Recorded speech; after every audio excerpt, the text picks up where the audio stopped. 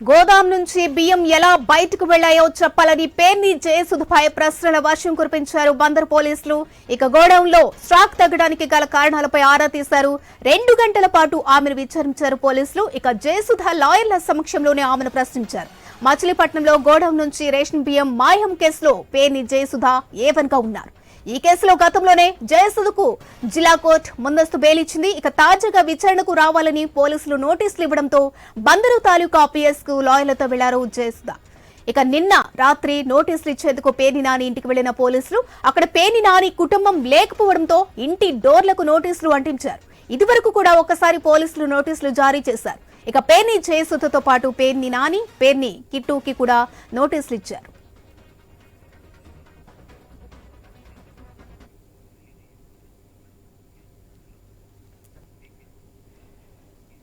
గోదాం నుంచి బియ్యం ఎలా బయటకు వెళ్లాయో చెప్పాలని పేర్ని జయసుధపై ప్రశ్నల వర్షం కురిపించారు బందర్ పోలీసులు. ఇక గోడౌన్లో స్టాక్ తగ్గడానికి గల కారణాలపై ఆరా తీశారు. 2 గంటల పాటు ఆమెను విచారించారు పోలీసులు. ఇక జయసుధ లాయర్ల సమక్షంలోనే ఆమెను ప్రశ్నించారు. మచిలీపట్నంలో గోడౌన్ నుంచి రేషన్ బియ్యం మాయం కేసులో పేర్ని జయసుధ A1 గా ఉన్నారు. ఈ కేసులో గతంలోనే జయసుధకు జిల్లా కోర్టు ముందస్తు బెయిల్ ఇచ్చింది. ఇక తాజాగా విచారణకు రావాలని పోలీసులు నోటీసులు ఇవ్వడంతో బందరు తాలూకా PS కు లాయర్లతో వెళ్లారు జయసుధ. ఇక నిన్న రాత్రి నోటీసులు ఇచ్చేందుకు పేర్ని నాని ఇంటికి వెళ్లిన పోలీసులు అక్కడ పేర్ని నాని కుటుంబం లేకపోవడంతో ఇంటి డోర్లకు నోటీసులు అంటించారు. ఇక ఇది వరకు కూడా ఒకసారి పోలీసులు నోటీసులు జారీ చేశారు. పేర్ని జయసుధతో పాటు పేర్ని నాని, పేర్ని కిట్టుకి కూడా నోటీసులు ఇచ్చారు. ఇక దీనికి సంబంధించి పూర్తి అప్డేట్స్ మా ప్రతినిధి హరీష్ లైవ్ లో అందిస్తారు. హరీష్, రేషన్ బియ్యం మాఫియాకి సంబంధించినటువంటి వ్యవహారం పైన కొంతవరకు కూడా ఆందోళన కొనసాగుతున్నటువంటి సిచ్యువేషన్ కనిపిస్తుంది. ప్రభుత్వం కూడా ఈ కేసుకు సంబంధించినటువంటి వ్యవహారంలో గతంలో జరిగినటువంటి అక్రమాలకు సంబంధించి మాజీ మంత్రి పేర్ని నాని, ఆయన భార్య జయసుధ, కుమారుడు కిట్టు సంబంధించినటువంటి పేర్లు తెర మీదకి వచ్చినటువంటి నేపథ్యంలో గోడౌన్ కూడా జయసుధ పేరు మీద ఉన్నటువంటి నేపథ్యంలో ఆమెను విచారించేందుకు పోలీసులు ప్రయత్నించారు. అయితే ఈ కేసుకు సంబంధించినంత వరకు కూడా పేర్ని జయసుధ కేవలం గోడౌన్ ఆమె పేరు మీద ఉంది, కానీ దానికి సంబంధించినటువంటి కార్యకలాపాలు, లావాదేవీలకు సంబంధించినటువంటి అంశాలు ఇవన్నీ కూడా వ్యక్తిగత సిబ్బంది చూసుకున్నారన్నటువంటి ఒక సమాచారాన్ని జయసుధ ఇప్పటికే పోలీసులకు ఇచ్చినట్టుగా మనకి సమాచారం ఉంటుంది. గోదాం నుంచి బియ్యం బయటికి వెళ్ళడానికి గల ప్రధాన కారణాలు ఏమిటి, ప్రైవేటు వ్యక్తులకు సంబంధించినటువంటి ప్రమేయం ఎందుకు వచ్చింది, గోడౌన్ లీజుకి ఇచ్చినప్పుడు స్టాక్ ఎందుకు తగ్గింది, తగ్గడానికి గల కారణాలు ఏమిటి, అంత పెద్ద స్థాయిలో భారీ స్థాయిలో బియ్యం రేషన్ బియ్యం మాయం అయినప్పటికీ కూడా కనీసం యజమానిగా ఉన్నటువంటి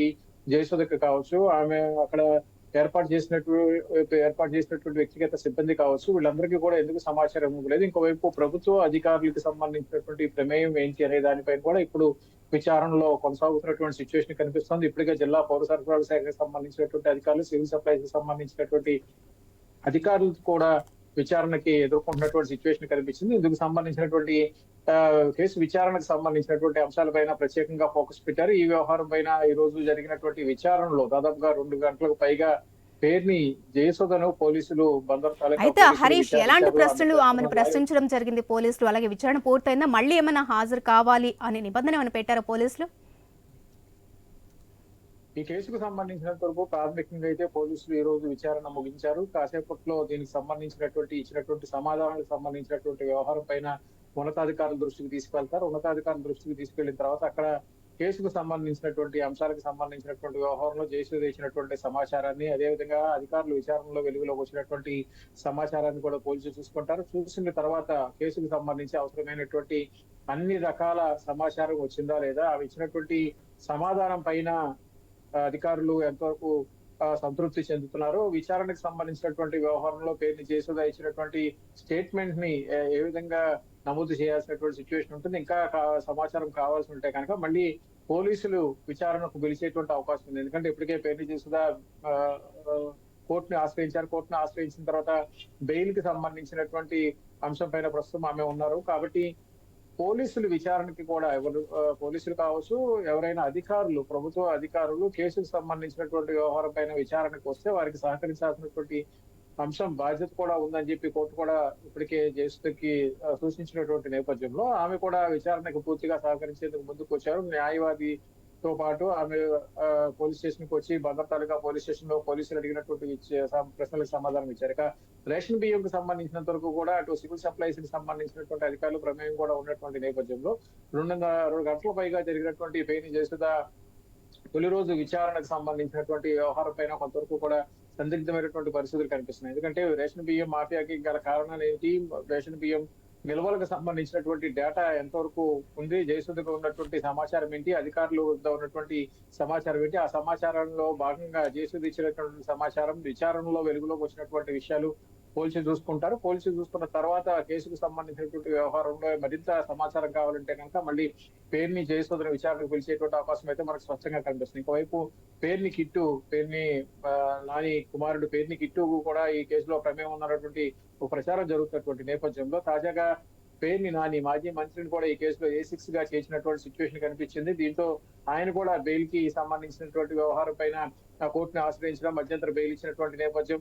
ఈ మొత్తం అంశాలకు సంబంధించినటువంటి వ్యవహారం పైన ఎలాంటి విచారణ జరుగుతుంది, అటు పోలీసుల విచారణకు సంబంధించి, ఇటు రెవెన్యూకి సంబంధించినటువంటి అధికారుల విచారణ, ఇరిగేషన్ పౌర సరఫరా శాఖకు సంబంధించినటువంటి అధికారుల విచారణకు సంబంధించినటువంటి అంశాలు ఏ విధంగా ముందుకు వెళ్తాయి, వెళ్ళినటువంటి క్రమంలో ఈ కేసు ఎలాంటి మలుపు తిరుగుతుంది అన్నది కూడా ఒక రకంగా చర్చనీయాంశంగా మారింది. ఎందుకంటే మాజీ మంత్రిగా పనిచేసినటువంటి పేరు నాని, ఆయన భార్య జయసుధ, కుమారుడిని కూడా పేరుని కిట్టును కూడా ఈ కేసులో ఇన్వాల్వ్, అంటే టోటల్ ఫ్యామిలీ మొత్తం కూడా ఈ గోడౌన్ కి సంబంధించి బియ్యం మాయంకు సంబంధించినటువంటి కేసులో పేరుని ఫ్యామిలీ మొత్తం ఉన్నటువంటి నేపథ్యంలో ఈ కేసు ఎలాంటి మలుపు తిరుగుతుందో కూడా ఇప్పుడు వేచి చూడాల్సినటువంటి సిచ్యువేషన్ అయితే మనకు కనిపిస్తుంది.